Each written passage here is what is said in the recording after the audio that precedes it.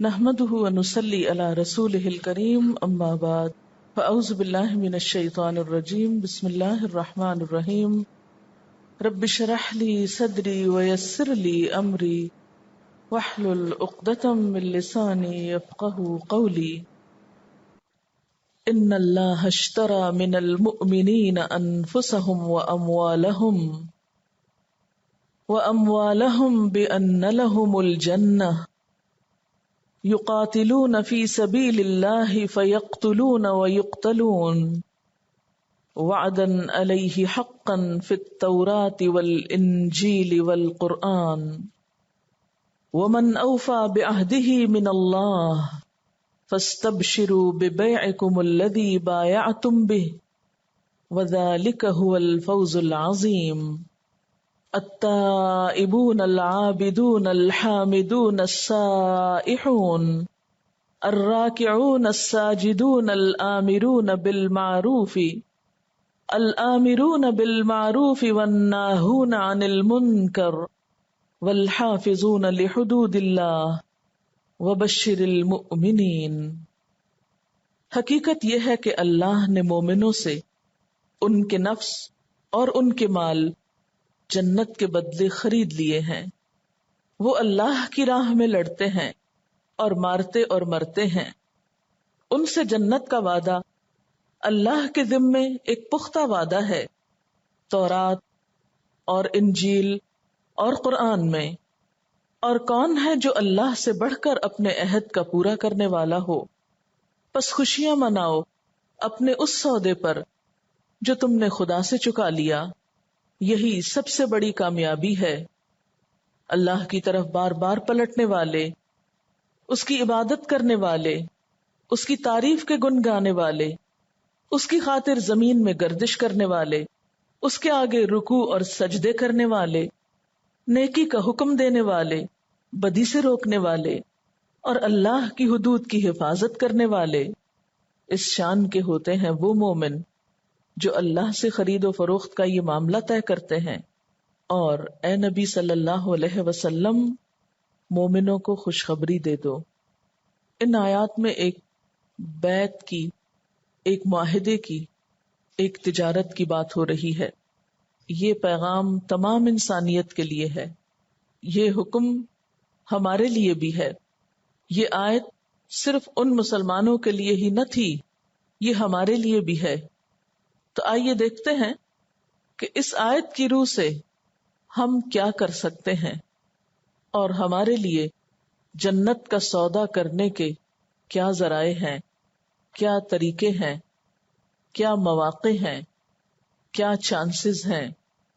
تو آیت کو دیکھیے، ان اللہ اشترا، بے شک اللہ نے خرید لی، من المؤمنین، مومنوں سے، انفسہم، ان کی جانیں، و اموالہم، اور ان کے مال۔ یہاں پھر المؤمنین سے مراد انصار مدینہ کے علاوہ اور کون ہو سکتے ہیں؟ باقی ماندہ مومن بھی جو ایسا کوئی معاہدہ کرنا چاہیں، ایسی کوئی بیع و شراء کرنا چاہیں۔ کوئی بھی شخص جو ایمان لاتا ہے سچے دل سے، تو حقیقت میں وہ اپنے آپ کو اللہ کے ہاتھ بیچ دیتا ہے، اور نہ صرف یہ کہ اپنے آپ کو بلکہ اپنے مال کو بھی اللہ کے ہاں ڈپازٹ کرا دیتا ہے، اس کے سپرد کر دیتا ہے۔ بندہ مومن اپنا آپ اور اپنا مال اور اپنی زندگی اپنے رب کو دیتا ہے، تاکہ رب اس کو بدلے میں جنت عطا کرے۔ بِأَنَّ لَهُمُ الْجَنَّةَ، اور یہ کب ہوتا ہے؟ جب اس سودے کی شرائط پوری کی جائیں، جب پورے کا پورا اپنا آپ اپنے رب کے حوالے کر دیا جائے، جیسا کہ ابراہیم علیہ السلام نے کہا تھا، اذ قال له ربه اسلم قال اسلمت لرب العالمین۔ جب اس کے رب نے اس سے کہا اپنا آپ میرے حوالے کر دو، تو کہا میں نے اپنا آپ تیرے حوالے کر دیا۔ اس کے بغیر جنت کی ہمیشہ ہمیشہ کی نعمتیں کسی انسان کو حاصل نہیں ہو سکتی۔ جنت ایک بہت قیمتی اور بہت اعلیٰ درجے کی چیز ہے، اور جو چیز جتنی اعلیٰ ہوتی ہے اس کی قیمت بھی اتنی ہی زیادہ ہوتی ہے. جب کوئی شخص دین کو اس طرح اختیار کرتا ہے، دین کو اس طرح لیتا ہے، تو دین پھر اس کا ذاتی معاملہ بن جاتا ہے.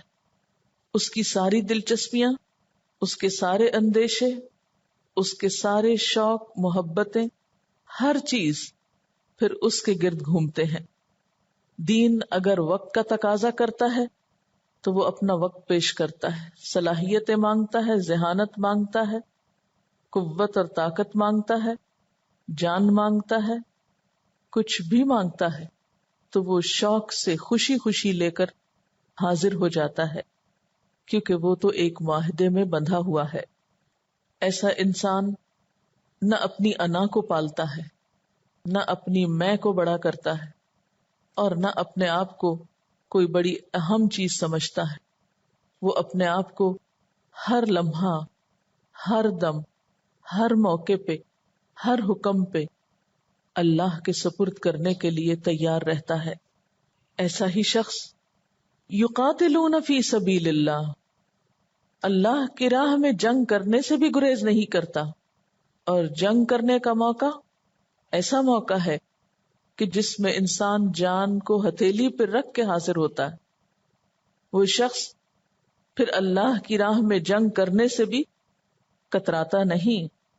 اس کا یہ معاہدہ کوئی وقتی معاہدہ نہیں ہوتا، اس کا یہ معاہدہ موت کے وقت تک ہوتا ہے، حتیٰ کہ جان کے تقاضے پر جان بھی دے دیتا ہے، اور اس پر بھی وہ حسرت و یاس کا شکار نہیں ہوتا.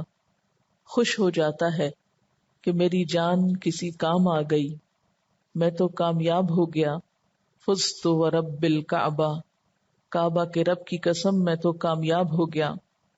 وہ تو جان دینے کے بعد بھی پھر یہی تمنا کرتا ہے کہ اس کی جان پھر اسے دی جائے تو وہ اسی طرح اپنے رب کو پھر سے دے آئے، کیونکہ اسے رب کے کیے ہوئے وعدے اپنی آنکھوں سے سچے نظر آ جاتے ہیں.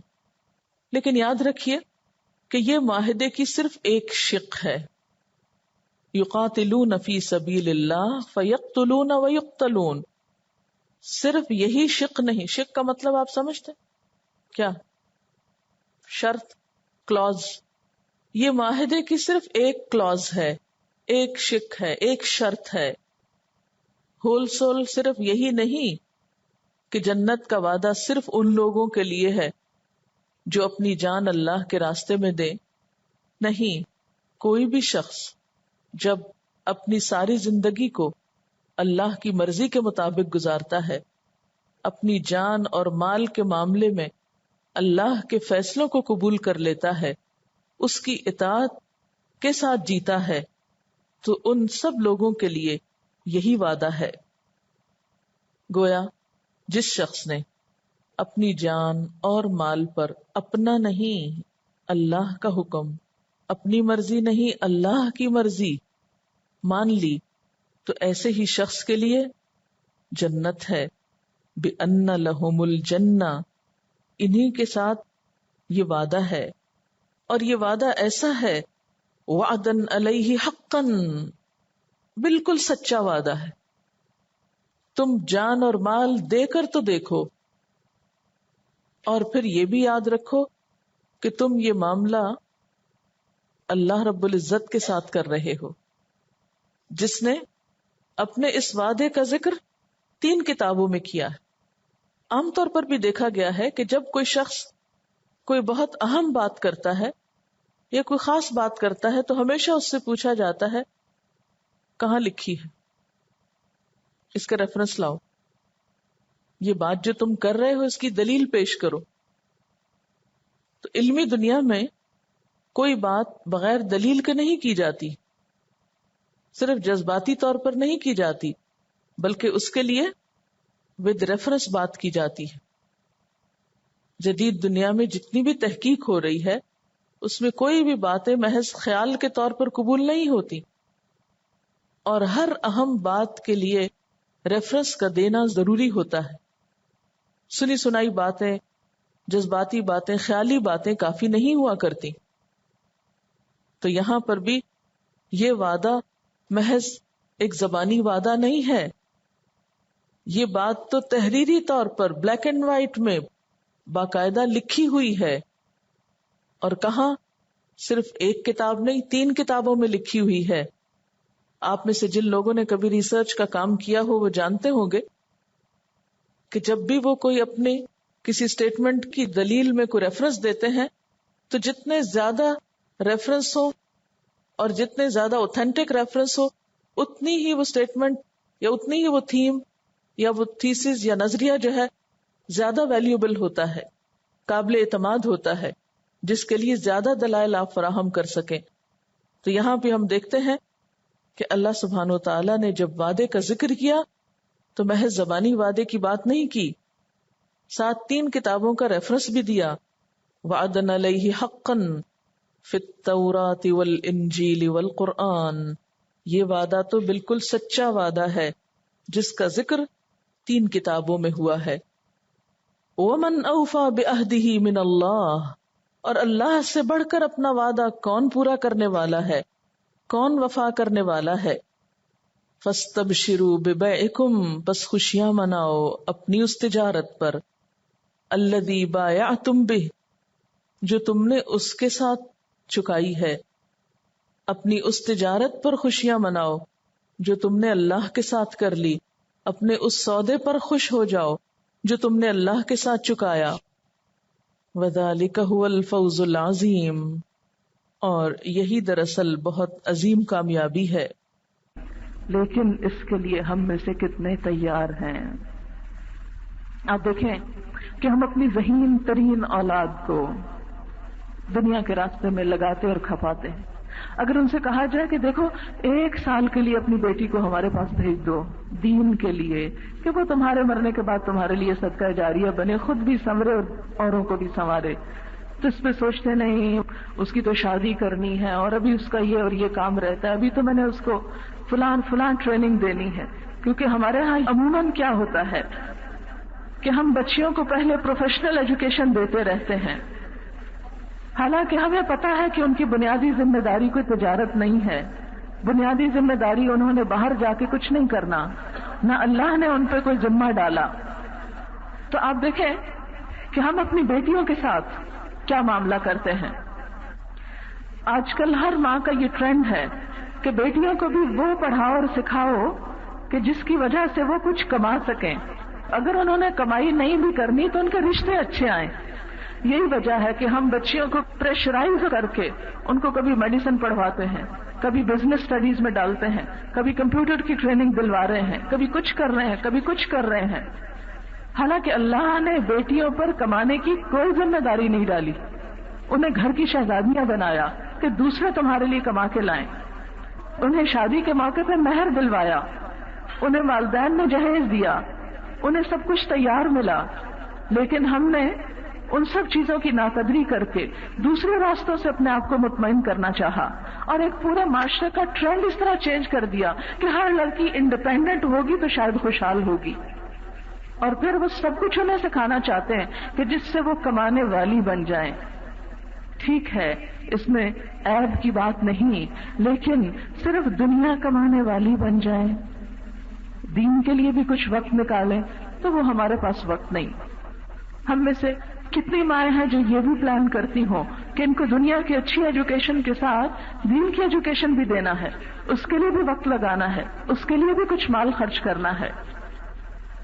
فرمایا کہ جب تم اس راستے میں آؤ گے تو ذالک ھو الفوز العظیم، یہی بڑی کامیابی ہے.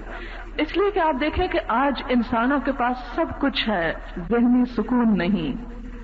آپ کو معلوم ہے کہ یورپ اور امریکہ کے بارے میں تو ہم سنتے تھے اکثریت جو ہے ٹرنکولائزر لیتی ہے، لیکن اب ہمارے ہاں بھی ان دواؤں کا استعمال کچھ کم نہیں رہا. سب کچھ ہوتے ہوئے خوشیاں ختم ہو گئیں، بڑے بڑے گھر موجود ہیں، بہترین لباس اور جیولری ہے، لیکن دل خوش نہیں ہے، آپس میں اتفاق اور محبتیں نہیں ہیں. انسان انسان کے خون کا پیاسا ہو چکا ہے، انسان انسان سے حسد کر رہا ہے، انسان انسان کا دشمن بنتا چلا جا رہا ہے. آخر کیوں؟ اس لیے کہ ہم نے وہ کام شروع کر دیا کہ جس سے مال تو بہت حاصل ہوا لیکن انسان نہ بن سکا. نبی اکرم صلی اللہ علیہ وسلم دنیا میں جب تشریف لائے تو دین کا جو پیغام آپ نے لوگوں تک پہنچایا اس سے لوگوں کی دنیا میں بھی خوشحالی آئی. قرآن پاک میں اللہ تعالیٰ منافقین سے سورۃ التوبہ میں خطاب کرتے ہوئے فرماتے ہیں کہ تم اللہ اور اس کے رسول سے کس لیے ناراض ہو؟ اس بات پر کہ اس نے تم کو غنی کر دیا، یعنی تمہاری دنیا بھی اچھی کر دی. کیونکہ جب انسان دین کی طرف آتا ہے تو ایسا نہیں کہ دنیا اس سے چھن جاتی ہے. اللہ نے یہ نہیں کہا کہ تم کپڑا پہننا چھوڑ دو، یا سونا تم پہ حرام کر دیا میں نے، یا تمہارے لیے کھانا پینا منع ہے. نہیں، اس میں سے کچھ بھی نہیں کہا. بس یہ کہا کہ جہاں سارا سال کھاؤ، ایک مہینہ اپنے اوپر کچھ کنٹرول کر لو، اور اس کا بھی فائدہ تمہیں کو ہوگا. تمہاری ہی صحت اچھی ہوگی، تمہارے ہی اندر انسانیت اور تقویٰ پیدا ہوگا. اس نے کہا ٹھیک ہے رکھو، بناؤ زیور اپنی حیثیت کے مطابق، لیکن جب بنا چکا تو ہر سال اس میں سے 2.5% جو ہے وہ غریبوں کو بھی دینا ہوگا. وہ یہ کہتا ہے کہ ٹھیک ہے 24 گھنٹے میں اپنے کام کرو، سو کھاؤ پیو، لیکن 1 گھنٹہ نمازوں کے لیے بھی رکھو. وہ یہ کہتا ہے کہ ہاں ساری زندگی بے شک یورپ گھومو لیکن میرے گھر بھی ضرور آؤ. اس نے دنیا ہم پہ بین نہیں کی، لیکن اس میں اپنا ایک حصہ رکھا، کیونکہ اس میں سے ایک چیز انسان کو سکون دینے والی. آپ دیکھیں سارا دن آپ کام کاج کر کے جب تھک جاتے ہیں، سویر کے آپ سورج نکلنے کے وقت سے لے کے لگے ہوئے ہیں. مثلاً آپ نے اذان کے بعد فجر کی نماز پڑھی، ابھی سورج نہیں نکلا تھا تو پڑھ لی، اس کے بعد آپ اپنے دنیا کے کاموں میں لگتے ہیں. اتنی دیر دنیا کے کام کرتے رہتے ہیں کہ سورج نکل کے ڈھل جاتا ہے، ایک پورا فاصلہ طے کر چکتا ہے. آپ تھک جاتے ہیں اس وقت تک. دنیا دنیا دنیا. اللہ تعالیٰ آپ پر رحمت کرتا ہے اور فرماتا ہے آؤ میرے بندے، میرے آگے اب جھک جاؤ، آؤ نماز پڑھ لو، ہاتھ منہ دھو لو، آؤ کچھ اپنی روح کو سکون فراہم کرو. اس لیے کہ دنیا کے باتوں میں الجھ کر ہم اپنے آپ کو تکلیف پہنچاتے رہتے ہیں. مجھے ہمیشہ ایسے ہی لگتا ہے جب میں بہت تھک جاتی ہوں، نماز کا وقت آتا ہے تو مجھے یوں لگتا ہے جیسے ایک بچہ کھیل کھیل کے تھک جاتا ہے نا، تو ماں اس پہ رحم کرتی اور کہتی آؤ ہاتھ منہ دھو لو، آؤ بیٹھو کھانا کھا لو، چلو تھوڑا آرام کر لو، تھک گئے ہو اب تم. ہمارا یہی حال ہوتا ہے، سارا دن تھک جاتے ہیں کام کر کے، تو اللہ تعالیٰ کہتے ہیں اچھا آؤ ہاتھ منہ دھو لو، آؤ تھوڑا سا میرے آگے جھک جاؤ، آؤ دعا مانگ لو، جو چیزیں تمہاری کوشش سے نہیں ملی اب مجھ سے دعا مانگ کے لے لو. لیکن ہم سمجھتے ہیں کہ صرف ہر چیز ہماری کوشش سے ملے گی، لہذا نماز نہیں پڑھتے اور کاموں میں لگے رہتے ہیں. اللہ کی محبت بھری پکار کو سنی انسنی کر دیتے ہیں. اور کیا ہوتا ہے اس جرم میں، ہم اپنے اوپر جب ظلم ڈھاتے ہیں اللہ کی طرف نہ جا کر، تو ہمارے دل کی پریشانی بڑھتی، بے سکونی بڑھتی ہے. وہ جو ہمیں اللہ سے مانگ کر لینا تھا وہ حصہ خالی رہ گیا.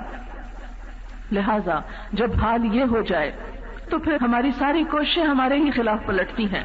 پھر آپ دیکھیں کہ جب دن ڈھل جاتا ہے، ظہر کی نماز ہو جاتی ہے، پھر آپ کو آرام کرنے کا موقع ملتا ہے، پھر آپ دوبارہ دنیا کے کاموں میں مصروف ہونا چاہتے ہیں، پھر ہلکا سا ذکر آپ کو 4 رکعت پڑھوا دی جاتی ہیں، پھر آپ دنیا کے کام کرتے رہتے ہیں حتیٰ کہ سورج غروب ہو جاتا ہے، پھر ہلکی سی نماز آپ کو دی جاتی، پھر اس کے بعد آپ اور بھی ابھی آپ کو موقع ملا، پھر سونے کا وقت آ جاتا ہے. پھر اللہ تعالیٰ آپ کو کہتے ہیں کہ اچھا مجھے یاد کرو، دن بھر میں جو کچھ ہوا، کوئی گناہ ہوا، کچھ ہوا، معافی مانگ لو، توبہ کر لو، اسے مٹا دو. کوئی پتا ہے کہ سوتے میں دوبارہ اٹھنا نصیب نہ ہو، تو اپنے ہر چیز کام کاج کر کے، اپنے جسم کو دھو کے، وضو کر کے، اپنے گناہ بخشوا کے، نماز پڑھ کے اور اطمینان سے سو جاؤ کہ اگر دنیا سے چلے بھی جاؤ تو فکر نہ ہو تم کو، پاک حالت میں لوٹو. لیکن وہ نماز بھی ہم پہ بڑی بھاری ہے. ہم ویسے تو دعوے تو بہت کرتے ہیں کہ اللہ سے محبت ہے، لیکن جیسے اقبال کہتے ہیں نا کہ ہم سے کب پیار ہے تمہیں، نیند تمہیں پیاری ہے. محبت کے دعوے اللہ سے کرتے ہیں اور پیار ہمیں نیند سے ہے کہ جب ہم دنیا کے کاموں سے تھک جاتے ہیں تو نماز پڑھے بغیر سونا چاہتے ہیں، اور صبح پھر اٹھنے کو دل نہیں چاہتا اور نماز پڑھے بغیر سوتے چلے جاتے ہیں، اپنی مرضی کی من مانیاں کرتے ہیں، اور پھر کہتے ہیں جنت تو ہمارے لیے سودا کیا نہیں اور جنت ایسے ہی مل جائے گی. فرمایا ذالک هو الفوز العظیم، یہی تمہارے لیے کامیابی کی چیز ہے. اب آ جائیں زکوٰۃ کے اوپر. ہلکا سا کہ آپ مال کمائیں، سارا دن کمائیں، سارا سال کمائیں، جتنا چاہیں کمائیں، لیکن اگر سال بھر وہ تمہارے پاس رہ جائے تو کیا کرو؟ اپنے ان بھائیوں کو بھی اس میں سے کچھ نکال کے دو، اپنے رشتہ داروں کو، عزیزوں کو، کہ جو تمہاری طرح کے انسان ہیں، اللہ نے ان سے لے کے آزما لیا اور تمہیں دے کے آزما لیا کہ تم ان کو کچھ دیتے ہو یا نہیں دیتے۔ ان کی آزمائش ہو رہی ہے کہ ان کے پاس ہے کچھ نہیں، آپ کی آزمائش ہو رہی ہے کہ اللہ نے ان کا حق بھی آپ کو دے دیا اور آپ کے ہاتھوں دلوانا چاہا، آپ سے دلوا کے اجر چاہتا ہے کہ آپ ہی کو دے۔ اور پھر کبھی کبھار ایسا بھی ہو جایا کرتا ہے کہ دینے والے لینے والوں کی صف میں آ جاتے ہیں۔ اس وقت سے ڈرو، اس وقت کا خوف کرو کہ جب تمہارے ہاتھ سے یہ نکل کے کہیں اور چلا جائے اور تم دینے کی بجائے لینے والے بن جاؤ، پھر تم کیا چاہو گے کہ تمہارے ساتھ کیا کیا جائے؟ تمہاری ضروریات کو کوئی دیکھنے والا نہ ہو؟ نہیں، ہم چاہیں گے کہ ہمارے ساتھ نرمی اور بھلائی اور خیر خواہی کا معاملہ ہو۔ لہذا اللہ تعالی ہم سے دلواتے ہیں تاکہ دینے والے کبھی محتاج نہ ہوں، کیونکہ اللہ کا وعدہ ہے جو دیتے ہیں وہ کبھی بھی فقیر نہیں ہوتے۔ آپ صلی اللہ علیہ وسلم نے قسم کھا کے یہ بات فرمائی کہ صدقہ دینے سے مال کبھی کم نہیں ہوتا۔ ایک اور جگہ پر قرآن پاک میں آتا ہے وما انفقتم من نفقۃ، کہ جو کچھ بھی تم خرچ کرتے ہو فہو یخلفہ، وہ اس کے پیچھے اور لے آتا ہے، یعنی تم نکالتے جاتے ہو پیچھے سے اور ڈالتا جاتا ہے، نہیں ختم ہوتا۔ اس کے خزانے بہت وسیع ہیں، تم دینے سے تھک جاؤ گے، وہ دینے سے نہیں تھکتا۔ تمہارا دے کر خالی ہو جاتا ہے، اس کا دے کے خالی نہیں ہوتا۔ لہذا جب انسان زکوٰۃ نکالتا ہے اس کا مال پاک ہوتا ہے، اس کے دل سے حسد اور بخل کے جذبات نکلتے ہیں، دوسرے انسانوں کا بھلا ہوتا ہے، معاشرے میں سکون پیدا ہوتا ہے۔ آپ دیکھیں کبھی دل پریشان ہو، صدقہ کریں، آپ کی پریشانی لازماً دور ہو جائے گی۔ آزما کر دیں، کسی بھوکے کو کھانا کھلا کے دیکھیں، کسی یتیم کے سر پہ ہاتھ شفقت کا پھیر کے دیکھیں، کسی کی ضرورت پوری کر کے دیکھیں، پھر آپ دیکھیں دل کو چین آتا ہے یا نہیں آتا۔ ہم ڈپریشن کا شکار ہیں، کیوں؟ کبھی سوچا ہم نے؟ اس لیے کہ ہمیں دوسروں کے دکھوں کا احساس ہی نہیں۔ جو دوسروں کے دکھوں پہ پریشان ہوتا ہے اس کو اپنے دکھ بھول جایا کرتے ہیں، اس کو پھر اپنے دکھ نہیں یاد رہتے، اسے دوسروں کے دکھ دور کر کے سکون ملتا ہے۔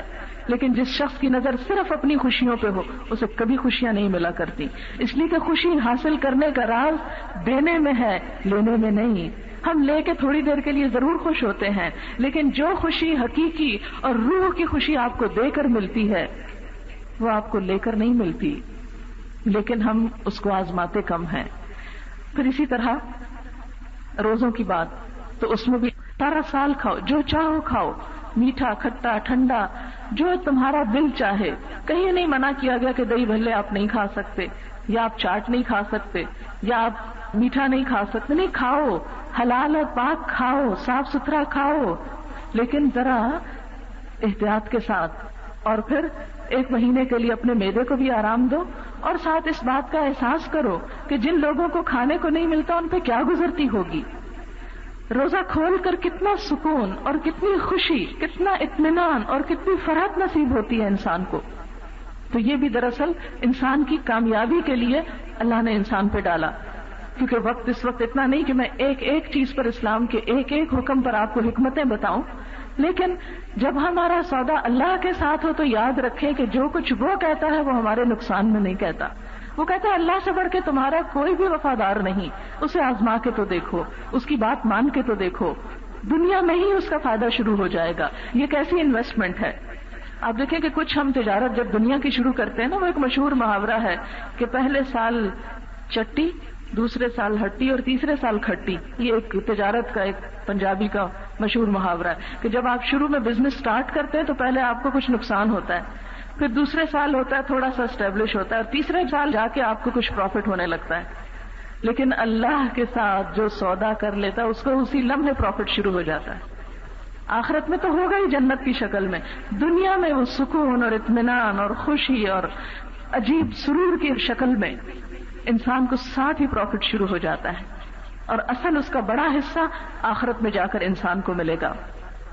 پھر فرمایا جو یہ سودا کرتے ہیں ان کی خصوصیات کیا ہوتی ہیں؟ التائبون، توبہ کرنے والے، اللہ کی طرف پلٹنے والے، بار بار رجوع کرنے والے، لوٹ آنے والے. کیونکہ جب انسان سودا کرتا ہے، عہد کرتا ہے، تو انسان ہے بھول جاتا ہے، غلطی ہو جاتی، بار بار غلطی کرتا ہے. فرمایا کہ وہ پھر مایوس نہیں ہوتے، وہ پھر پلٹ آتے ہیں، پھر رجوع کر لیتے ہیں، پھر توبہ کر لیتے ہیں کہ کہیں اللہ تعالیٰ ناراض نہ ہو جائے. وہ ایسا نہیں کہ ایک دفعہ کرنے کے بعد پھر اس پہ کہیں کہ چونکہ اب ہم سے غلطی ہو گئی، اس کانٹریکٹ میں کچھ گڑبڑ ہو گئی تو اس لیے بہتر ہے کہ ہم کریں ہی نہ. نہیں، شیطان ان کو مایوس کرنا چاہتا ہے، لیکن وہ بار بار اللہ کی طرف رجوع کر لیتے ہیں اور اپنے اس عہد میں خلل نہیں آنے دیتے. التائبون، توبہ کرنے والے، اپنے گناہوں پہ معافی مانگ لینے والے، اپنے قصور اور خطاؤں پہ ندامت کرنے والے. العابدون، اللہ کی بندگی بجا لانے والے، وقتی چند ریچولز کی شکل میں نہیں، صرف نماز روزے کی شکل میں نہیں، بلکہ تمام زندگی میں اللہ تعالیٰ کی تابعداری اور وفاداری کی بات. الحامدون، حمد و ثنا کرنے والے، اللہ کا شکر ادا کرنے والے.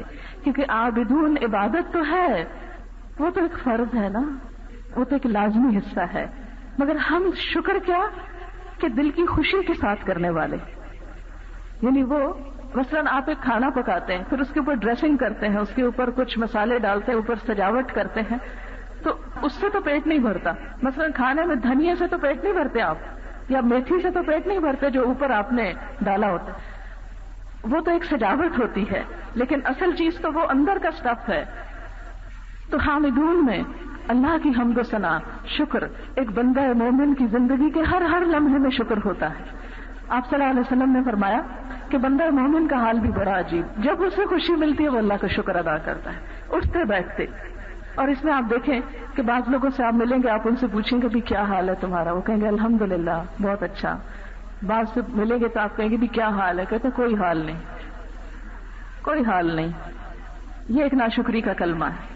بندہ مومن ہر حال میں الحمدللہ کہتا ہے، شکر اللہ کا جس حال میں رکھے، میرا رب میرے ساتھ کبھی بھی ظلم نہیں کر سکتا. اور آپ دیکھیں کہ اللہ کی حمد و ثنا، ہم صبح اٹھتے ہیں تو بندہ مومن کے منہ پہ کیا ہوتا ہے؟ الحمدللہ الذی احیانا بعد ما اماتنا والیہ النشور. واش روم میں جاتے ہیں، واپس نکلتے ہیں، الحمدللہ الذی عافانی واذهب عني الاذى. اس وقت حمد و ثنا، شکر اللہ کا. پھر اس کے بعد کھانے کی میز سے بیٹھتے ہیں تو کھانا کھا کر الحمدللہ. نماز کے لیے کھڑے ہوتے ہیں تو الحمدللہ، الحمدللہ رب العالمین، ربنا ولک الحمد، سمع اللہ لمن حمدہ، وہاں پر بھی اللہ کی حمد و ثنا. پھر اسی طرح اگر چھینک آ جاتی ہے تو پھر الحمدللہ.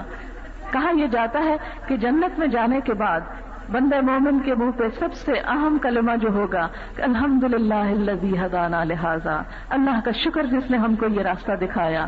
وما کننا لنہتدی لولا ان ہدانا اللہ، ہم اس راستے کو پانے والے نہ تھے اگر اللہ ہم کو یہ راہ نہ دکھاتا.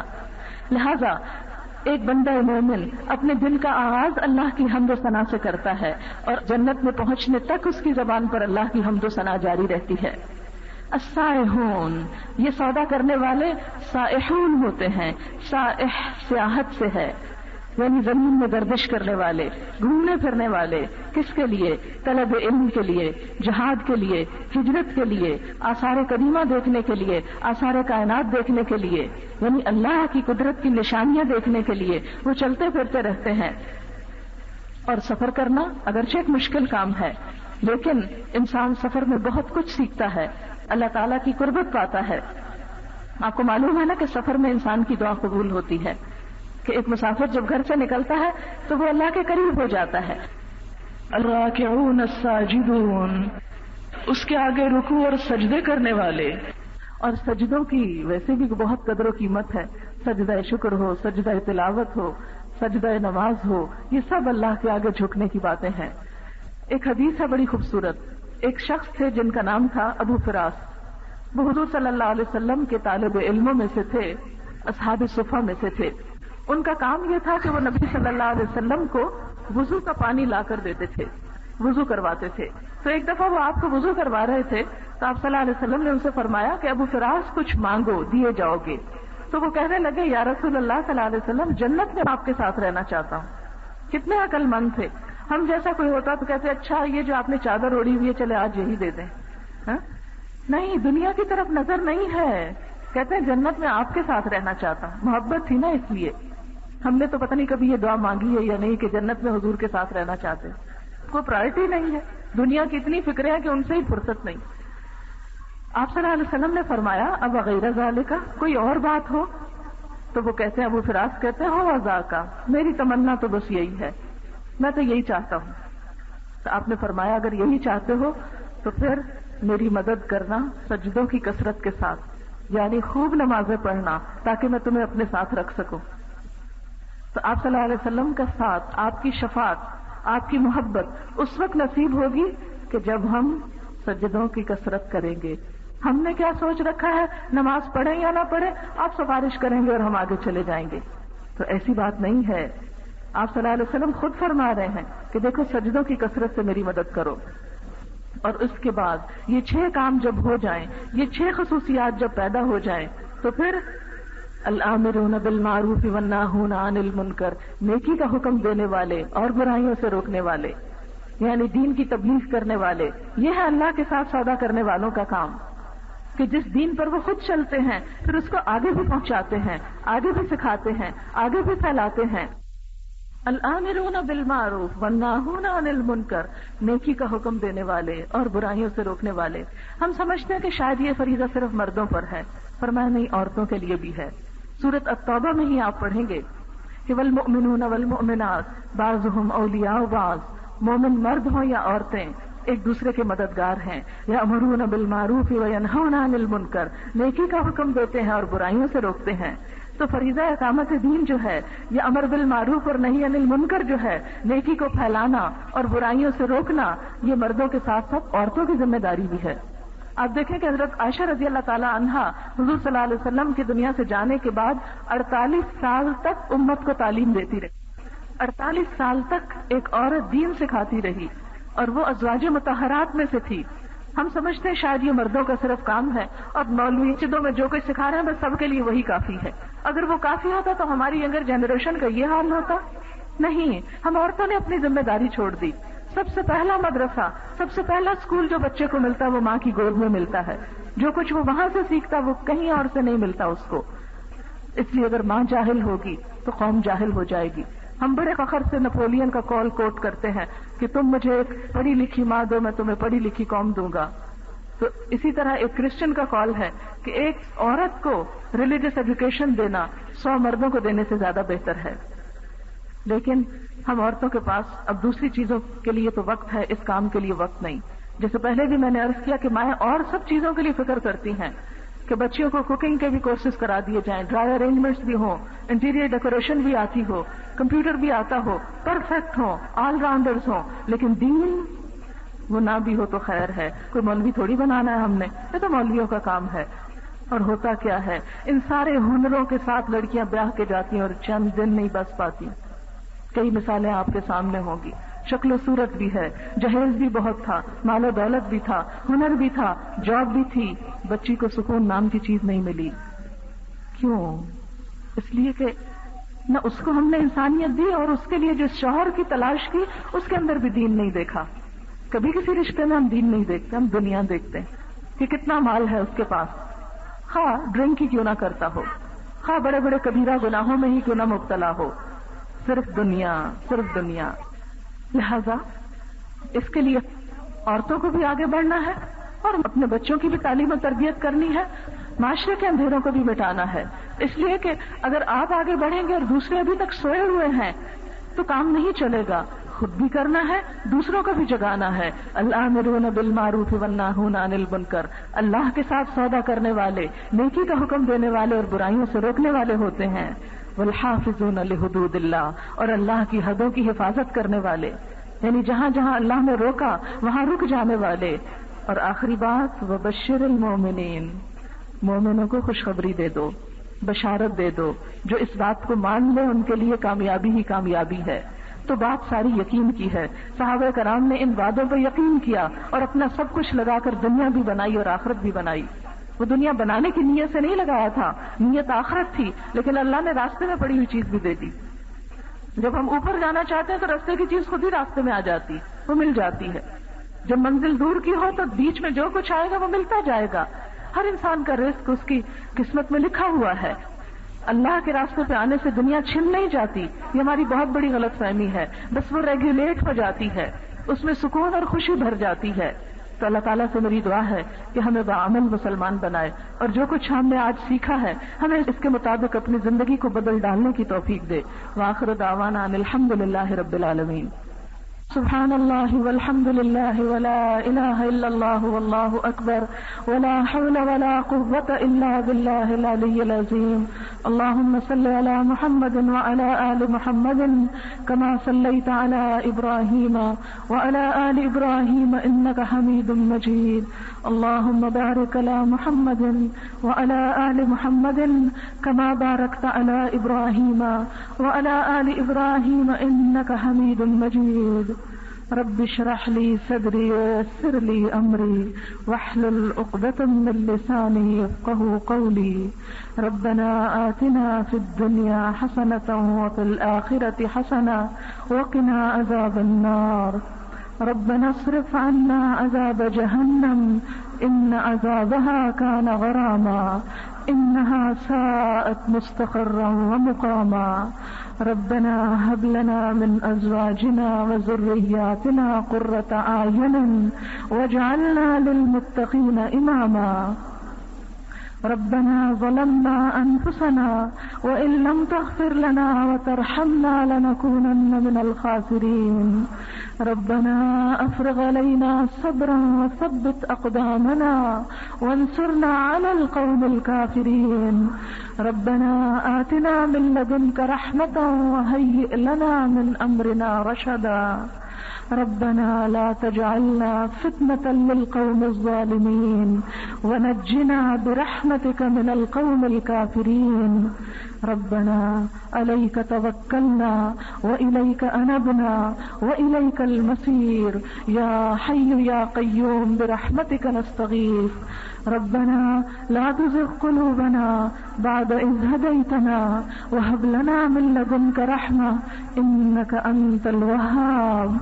ربنا اغفر لنا ولإخواننا الذين سبقونا بالإيمان ولا تجعل في قلوبنا غلا للذين آمنوا ربنا إنك رؤوف رحيم. ربنا فاغفر لنا ذنوبنا وكفر عنا سيئاتنا وتوفنا مع الأبرار وآتنا ما وعدتنا على رسلك ولا تخزنا يوم القيامة إنك لا تخلف الميعاد. ربنا آمنا بما أنزلت واتبعنا الرسول فاكتبنا مع الشاهدين. ربنا اغفر لنا ذنوبنا وإسرافنا في أمرنا وثبت أقدامنا وانصرنا على القوم الكافرين. ربنا لا تؤاخذنا إن نسينا أو أخطأنا. ربنا ولا تحمل علينا إسرا كما حملته على الذين من قبلنا. ربنا ولا تحملنا ما لا طاقة لنا به واعف عنا واغفر لنا وارحمنا أنت مولانا فانصرنا على القوم الكافرين. رب زدني علما رب زدني علما رب زدني علما رب ارحمهما كما ربياني صغيرا. رب إني لما أنزلت إلي من خير فقير. رب لا تذرني فردا وأنت خير الوارثين. رب هب لي حكما وألحقني بالصالحين. رب أدخلني مدخل صدق وأخرجني مخرج صدق واجعلني من لدنك سلطانا نصيرا. رب أعوذ بك من همزات الشياطين وأعوذ بك رب أن يحضرون رب أوزعني أن أشكر نعمتك التي أنعمت علي وعلى والدي وأن أعمل صالحا ترضاه وأدخلني برحمتك في عبادك الصالحين فاطر السماوات والأرض أنت ولي في الدنيا والآخرة توفني مسلما وألحقني بالصالحين ربنا أتمم لنا نورنا ربنا أتمم لنا نورنا واغفر لنا إنك على كل شيء قدير ربنا تقبل منا إنك أنت السميع العليم وتب علينا إنك أنت التواب الرحيم. السلام علیکم ورحمۃ اللہ وبرکاتہ.